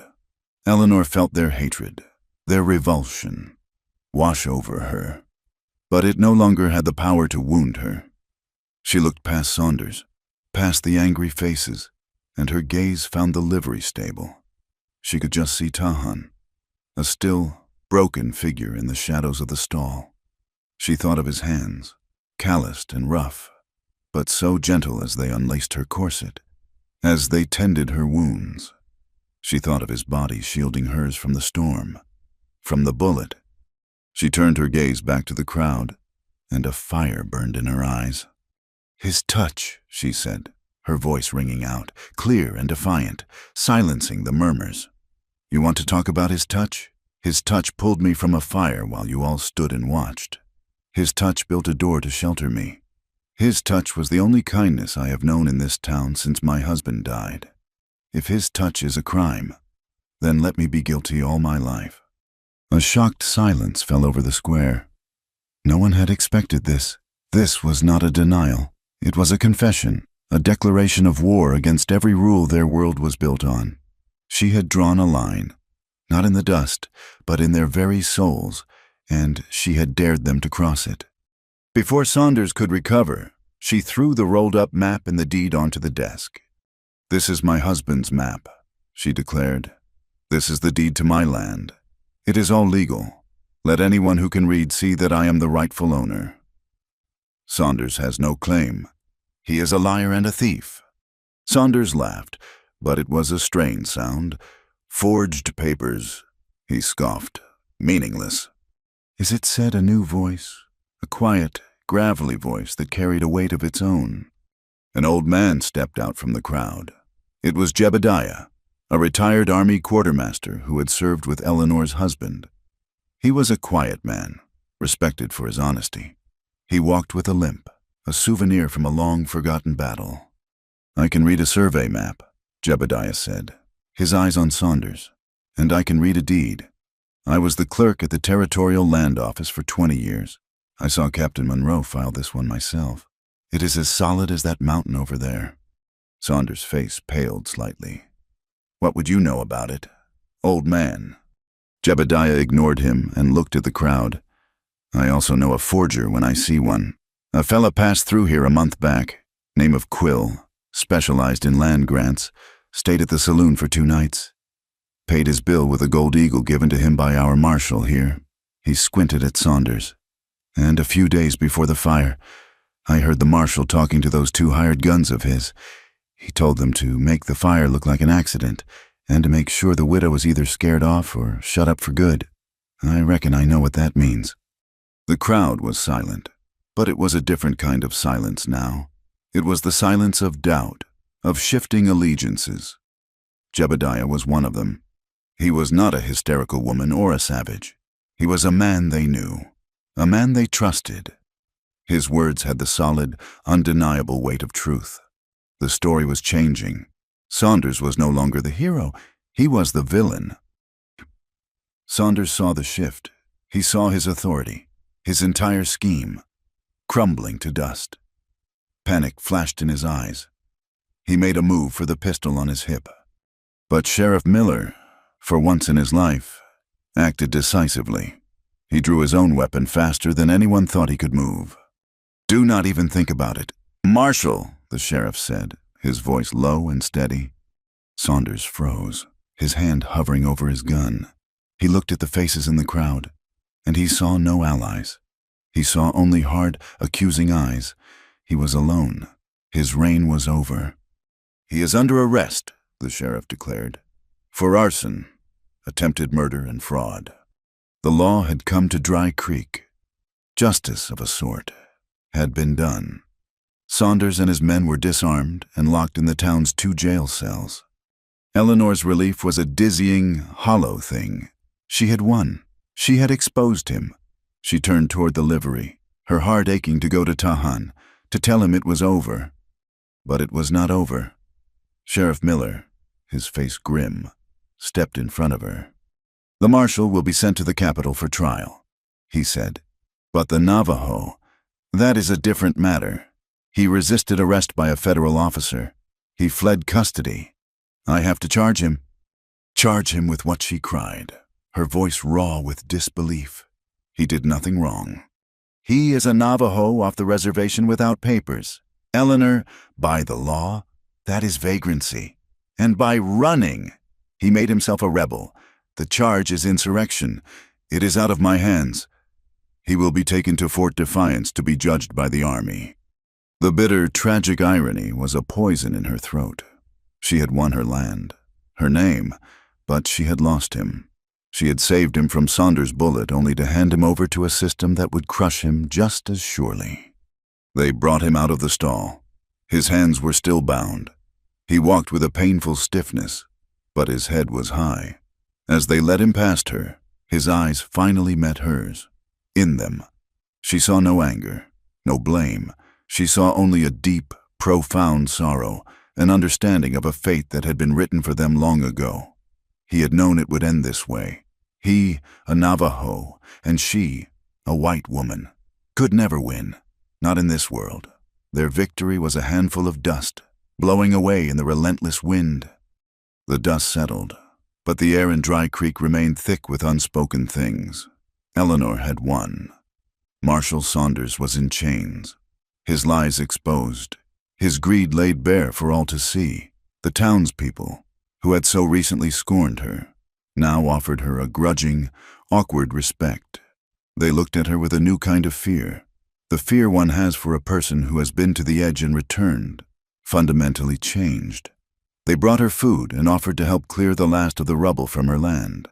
They were trying to erase their own complicity, to rebuild the comfortable fictions they lived by. But Eleanor could not accept their peace offerings. They felt like ashes in her mouth. Her victory was a barren piece of ground. She had her deed, her map, her good name restored. But Tahan was in the town's other jail cell, his wound festering, his future a foregone conclusion. The army was sending a detail from Fort Defiance in 2 days to transport him. He would be taken back to the world of blue coats, the world that had destroyed his family, the world that would now sit in judgment of him for the crime of being a Navajo who dared to exist. She went to see him once. Sheriff Miller, his face a mask of weary duty, allowed it. The cell was dark and smelled of stale sweat and despair. Tahan sat on the floor, his back against the stone wall. Dr. Adams had been to see him, had cleaned and stitched the wound, but a fever was already setting in. His skin was hot and dry to the touch, and his eyes were clouded with pain. He looked at her as she knelt outside the bars, and, for a moment, the fog of his fever cleared. He saw the anguish in her face, the victory that was no victory at all. "You should not have come back," he whispered, his voice a dry rasp. "I could not leave you," she said, her own voice thick with unshed tears. "You did what you had to do," he said. "You fought. That is what matters." "But I lost you." His gaze was steady, even through the pain. "You did not lose me. Eleanor, you found me. That is a different thing. You cannot lose what was never yours to keep." We were two people walking a path that could never meet. We only shared the shade of the same rock for a little while. His words were a gentle, terrible truth. Their love was a thing of the canyons and the firelight, a brief, impossible bloom in a barren land. It could not survive in the harsh, unforgiving sun of this world. To try and hold it, to try and build a life upon it, would be to kill it, to turn its beauty into a source of constant pain and persecution. "I will not stay here," she said, a sudden, fierce resolve cutting through her grief. "I cannot. This land, it is just dirt. It means nothing now." "That is good," he said, a faint ghost of a smile touching his lips. "It was never the land you were fighting for. It was for the right to stand upon it. You won that. Now go and find a place where you can stand in the sun." He closed his eyes then, the fever pulling him back under. Eleanor stayed for a long time, just watching him breathe, memorizing the lines of his face. When she finally left, she knew what she had to do. She sold the land to Jebediah for a fraction of its potential worth. She did not care about the gold. She only wanted enough to buy a place on the wagon train that was passing through at the end of the week, heading west toward the greener lands of California. The old soldier understood. He took the deed with a solemn nod, his eyes full of a sad, respectful wisdom. He knew she was not just selling a property. She was cutting the last tie to a life that had become a prison. The night before the army detail was scheduled to arrive, a profound silence fell over Dry Creek. A new moon hid its face behind a thin veil of clouds. The town slept, exhausted by the week's drama, but in the lands outside the town, in the shadows of the red rock buttes, there was movement. The deputy who was supposed to be guarding the jail, a young callow boy named Billy, was found at dawn, sleeping soundly at his post. He claimed he had not heard a thing. The lock on Tahan's cell was not broken, but unlocked. the key still in the door. The cell was empty. Tahan was gone. There were no tracks in the dusty street, no sign of a struggle. It was as if he had simply turned to smoke and drifted away on the night wind. But the old ones in the town, the ones who had lived in this land for a long time, they knew. They said his people had come for him. They said the Navajo could walk between the raindrops and move as silently as shadows. The law had come to Dry Creek, but the ancient, wild magic of this land had had the final say. Eleanor heard the news as she was loading her few salvaged belongings onto the back of a large freight wagon. A part of her, the part that had been screaming in silent terror for 2 days, was flooded with a profound, overwhelming relief. He was free. He was with his people. He was wounded, but he was in a place where he could be healed, a place where he belonged. The other part of her ached with the finality of it. He was gone from her world forever. The wagon train pulled out as the sun began to rise. It was a long, slow procession of canvas-topped wagons, hopeful families, and weary cattle, a river of humanity seeking a new life. Eleanor sat on the hard wooden seat of the freight wagon, her back to Dry Creek. She did not look back. She had already said her goodbyes to the ashes of her eatery and the ghost of her husband. As the wagons began the long, slow climb up the first big hill that overlooked the valley, she felt an irresistible pull. One last time. She had to look one last time. She turned, her gaze sweeping over the small, dusty town nestled in the crook of the Red Mountains. The sunrise was a thing of terrible, breathtaking beauty. The first rays of light spilled over the eastern peaks, setting the clouds on fire. The sky was awash in streaks of deep, blood red and brilliant, hopeful gold, blood and sunrise. It was the color of their story, the pain and the beauty, the sacrifice and the salvation, all painted across the vast, indifferent canvas of the sky. And then she saw him. He was standing on the crest of a distant ridge, a lone, dark silhouette against the fiery dawn. It was too far to make out his features, but she knew it was him. She knew it with every fiber of her being. He was not looking at the town. He was looking at her, at the wagon train that was carrying her away from him forever. Her heart seemed to stop in her chest. The world fell away. The creak of the wagon wheels, the lowing of the cattle, the chatter of the other travelers. It all faded into a muffled roar. There was only the sunrise and the man on the hill. He did not wave. He did not shout. He simply, slowly, raised his right hand and placed it flat over his heart. It was a gesture of immense stillness, of profound meaning, a sign of his people. She knew instinctively, a farewell that was more than a farewell. It was a promise that what had been between them was now a part of him, a piece of his soul that he would carry forever. It was an acknowledgement, a blessing, a release. It said, "You are in my heart. Go in peace." Tears streamed down her face, but they were not tears of sorrow. They were tears of a love so powerful it transcended presence, so deep it did not need a future. She raised her own hand and placed it over her own heart, mirroring his gesture across the vast, empty space that separated them. She held it there, a silent answer, a final communion. They could not be together. The world would not allow it.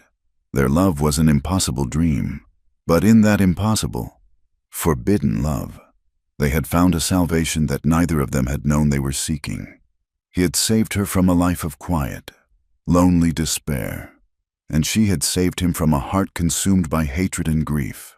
He had broken the corset that bound her spirit, and she had given him a reason to live for something other than the ghosts of his past. The wagon crested the hill and began its descent on the other side. The ridge and the figure upon it disappeared from view. Eleanor finally lowered her hand.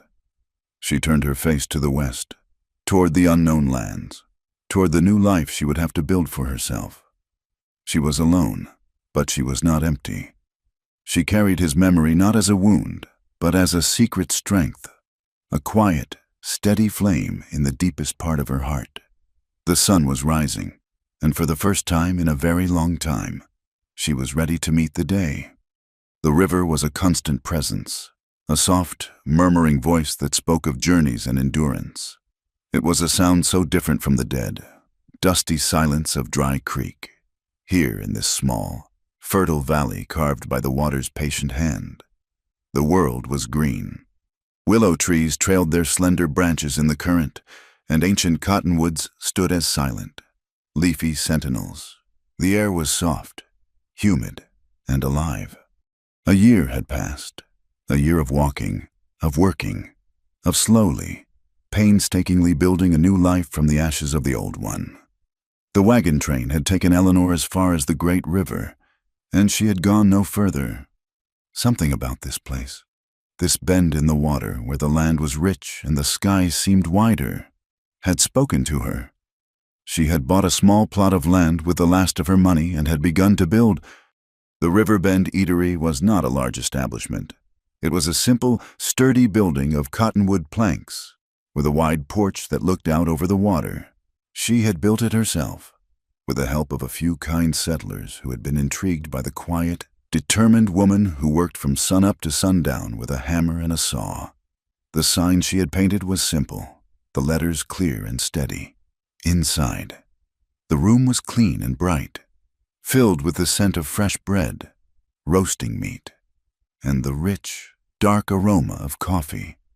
Eleanor Monroe was no longer the woman who had lived in Dry Creek. The haunted, grieving widow was gone, replaced by a woman whose hands were strong and capable, whose gaze was direct and clear.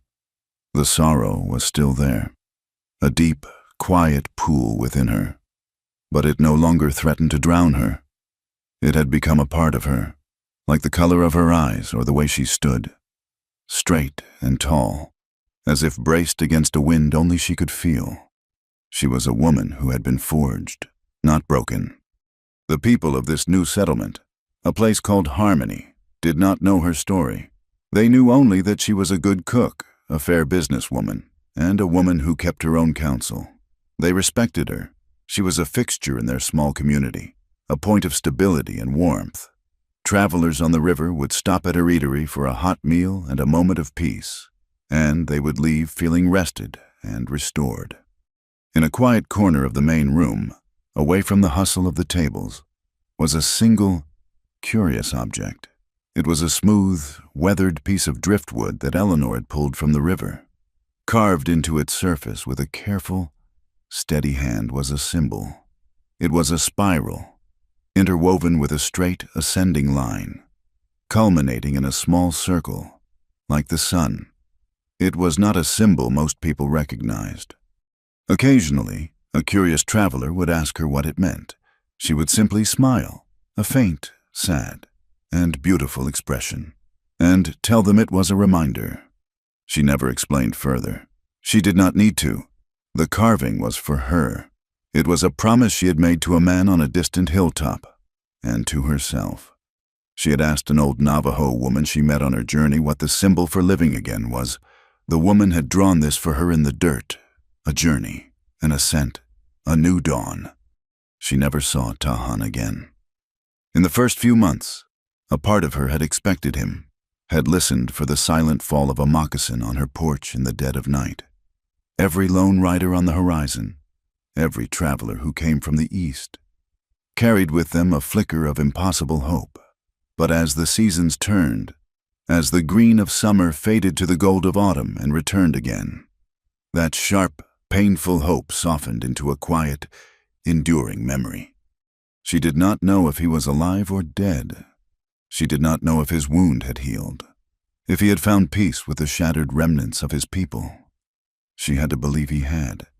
She had to believe that he was out there, somewhere, in the vast, wild lands that were his home, as free as the hawks that circled in the sky. To believe otherwise was a darkness she could not allow herself to enter. He had told her to find a place where she could stand in the sun, and she had, for his sake, and for her own. She had to live in that light. Her love for him was not a ghost that haunted her. It was a quiet, steady presence, a river that ran through the landscape of her soul. It had carved her into the woman she now was. It was a love that did not require possession to be real. It existed in the strength of her own hands, in the courage she found to face each new day, in the simple, profound act of building a life. Freedom, she had learned, was not just about escaping chains.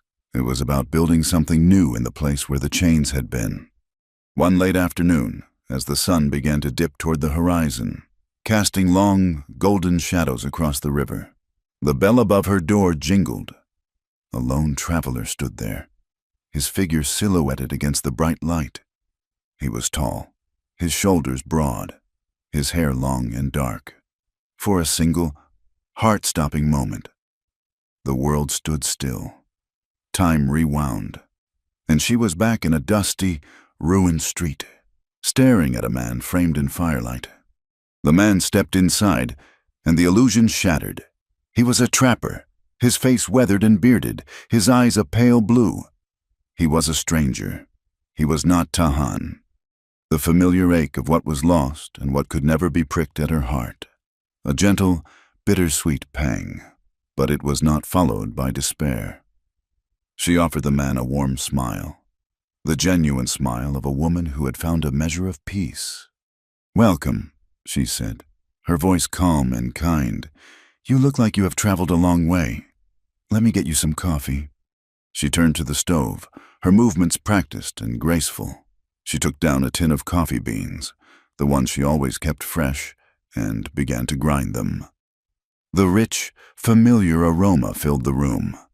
It was a ritual, a quiet ceremony she performed for every stranger who walked through her door. It was an offering, an act of faith.